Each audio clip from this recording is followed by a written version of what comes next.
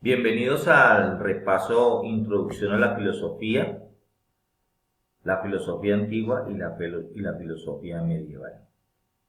Este repaso es para dar este inicio de año 2025 y se realizará este repaso entre la semana número 2 a la número 5 del inicio del año escolar para los grados 11, teniendo en cuenta que este año realizan su prueba saber y la idea es poder retomar e iniciar el pensum del grado 11, donde tiene que ver la filosofía moderna y contemporánea en su estudio para poder asimismo presentar la prueba saber. Como objetivo de la clase, obviamente, lo que se busca es que los estudiantes logren comprender los fundamentos de la filosofía, sus orígenes en la antigüedad y su desarrollo en la Edad Media, identificando desde luego las principales corrientes y pensadores de cada uno de estos periodos. Tenemos que inicialmente preguntarnos qué es la filosofía e iniciar desde allí, desde luego, ¿no? Entendiendo obviamente que la filosofía etimológicamente, la palabra sophos significa sabiduría y obviamente dentro de ese, digamos, ese pensamiento o dentro de esa conceptualización se toma la filosofía como el amor a la sabiduría. Obviamente lo que la filosofía busca son de dónde venimos, la búsqueda de la verdad, del conocimiento, la moral, el ser y la realidad. Eso es lo que busca como tal la filosofía. Para que la filosofía obviamente pueda caminar necesita de algunas ramas, siendo la filosofía una de las ramas de las ciencias sociales, desde luego, ¿no? Pero la filosofía necesita unas ramas y esas nos encontramos con la metafísica, que es la que estudia la naturaleza del ser y la realidad. También nos encontramos con la epistemología, que es la que se encarga del análisis o el conocimiento y en sus límites. La ética, que es la parte axiológica, que es lo que nos lleva a reflexionar sobre la moral y la conducta humana. La estética. La estética hace parte de la filosofía y es la que investiga la belleza y el arte.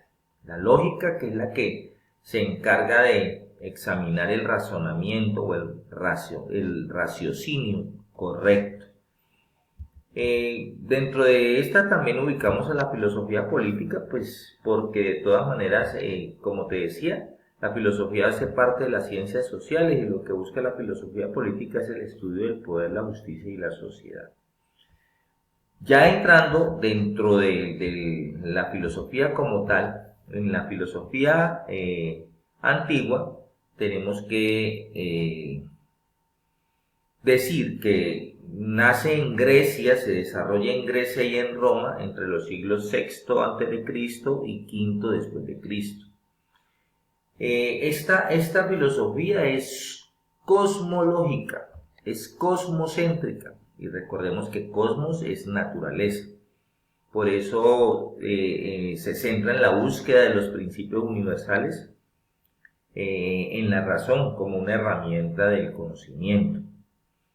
Dentro de la filosofía antigua hubo muchos exponentes y grandes exponentes. Y hubo muchas escuelas, obviamente, que también se encargaron de esa búsqueda de esos principios. Nosotros nos encontramos con los presocráticos. Los pensadores o filósofos presocráticos son aquellos que se presentaron antes de la época de Sócrates o antes de Sócrates, por eso se llaman presocráticos, antes de Sócrates. Dentro de ellos nos encontramos con tales de Mileto, Anaximandro, Anaxímenes, Heráclito, Parménides, que se fundamentaban en la búsqueda de algo que les diera a conocer de dónde obviamente veníamos. Y a ese fundamento se le conoció con el nombre de Arjé, que hasta el día de hoy simplemente es un nombre que se le dio para buscar el fundamento de la existencia de donde veníamos. Otra escuela fueron los sofistas. Ahí a esta pertenecieron Protágoras, Gorgias, el relativismo y la retórica, ¿sí? Ya obviamente aparece Sócrates con su método socrático, la mayéutica, ¿sí? Y dentro de esa frase tan coloquial y tan grande que es conócete a ti mismo. Después, obviamente, de Sócrates viene Platón, que nos habla sobre el mundo de las ideas, la teoría del conocimiento y su gran obra, La República. Y Aristóteles, que viene con su lógica metafísica, ética y política, para mostrarnos la diferencia entre la sustancia y el accidente.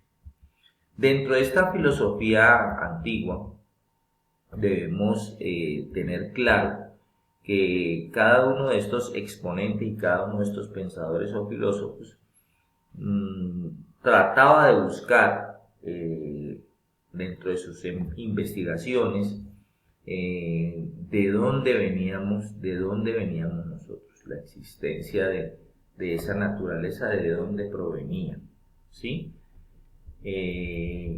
Digamos que el salto que da la filosofía antigua a la filosofía medieval ya tiene un cambio muy drástico, porque dentro de la filosofía medieval o dentro del contexto de la filosofía medieval, lo primero que tenemos que recordar es que el Imperio Romano ya ha desaparecido, ya estamos obviamente en el siglo V, y este espacio entre el siglo V y el siglo XV, que es lo que nosotros conocemos como la época del Renacimiento, fue muy influenciada por el cristianismo, el islam y el judaísmo, es decir, la parte religiosa como tal. Ya toma una gran fuerza dentro de esta época. Entonces, esta época dejó de ser cosmológica, cosmocéntrica, para convertirse en una época teocéntrica, ¿ya? Dentro de estas principales corrientes, obviamente nos encontramos con la patrística, ¿sí? Los exponentes eran San Agustín de Hipona, que hablaba sobre la relación entre la fe y la razón, en su obra La ciudad de Dios. La escolástica, Santo Tomás de Aquino, su representante. Este nos habla de la síntesis entre la fe cristiana y la filosofía aristotélica a través de su obra Suma Teológica, y el pensamiento islámico y judío. Ahí nos encontramos con pensadores como Avicena, Averroes y Maimónides, que son pensadores obviamente que tienen que ver dentro de la creencia del Islam y la parte judía como tal. Entonces, la idea es que tengamos en cuenta nosotros estos términos como tal, ¿sí? Para empezar ese conocimiento o ese estudio que se da después de la filosofía medieval, que es el que nosotros conocemos como la filosofía moderna. Entonces allí vamos a adentrarnos un poco para que entendamos dónde poder ubicarnos. Entonces, este periodo de la filosofía moderna comprende o se caracteriza por un nuevo pensamiento, es decir, esta época viene marcada de ir dejando ese arraigo del dogmatismo religioso que se sumó dentro de la filosofía medieval o dentro de la época medieval, ¿sí? Y el hombre comienza a retomar, digámoslo así, la importancia Entonces, por eso este periodo es un periodo más antropocéntrico.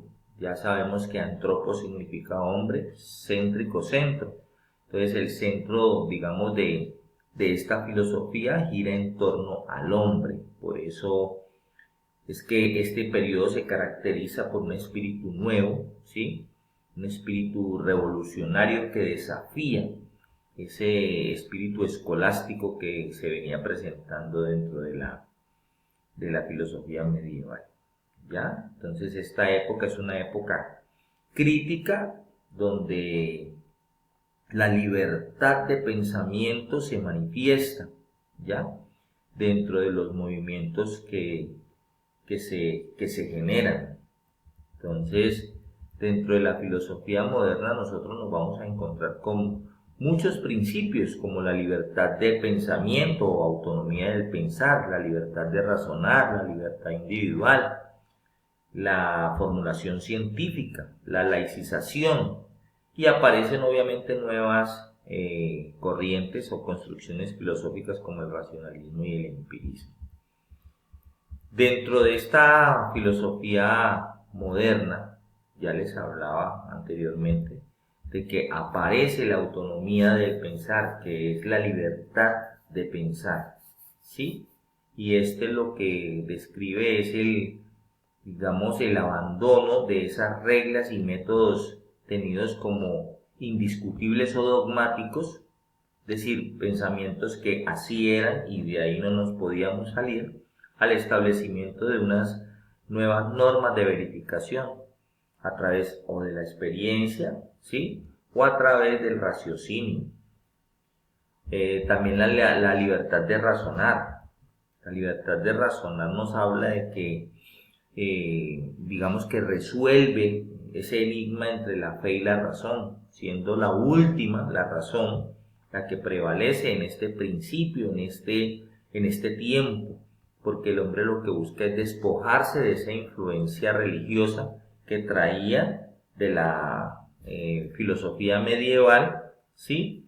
De lo sobrenatural, dándole paso a sí mismo obviamente a la parte humana y terrenal o natural. La liberación individual, ¿de qué nos habla la liberación individual? Nos muestra la nueva filosofía, es decir, el surgimiento de una nueva lucha, un nuevo pensar, ¿ya? Pensado más dentro del individuo. La formulación científica es ese emparentamiento de la filosofía y la ciencia, ¿ya? Es decir, la ciencia y la filosofía se buscan necesariamente para poder, a través de la investigación, lograr encontrar, digamos, esa verdad. Dentro de la, digamos, filosofía moderna, la parte del racionalismo tiene que ver con lo lógico y lo racional, y el empirismo tiene que ver con la experiencia científica y lo filosófico. Ya de ahí nos encontramos con la laicización, ¿sí? Esa laicización es la liberación de esas costumbres religiosas que se traían de la filosofía medieval, como les dije anteriormente. El hombre corta, ya no le da tanta importancia a la parte religiosa, sino que le da importancia o relevancia a su, digamos, a su pensamiento o a la razón. Bueno, de todas maneras, yo espero que a través de este video hayas podido primero repasar lo que tiene que ver con la parte de la filosofía clásica y la filosofía medieval y adentrarnos un poco dentro de la filosofía moderna. Desde luego, ahora pasaremos a ver a través de un PowerPoint un poco para fortalecer estas temáticas.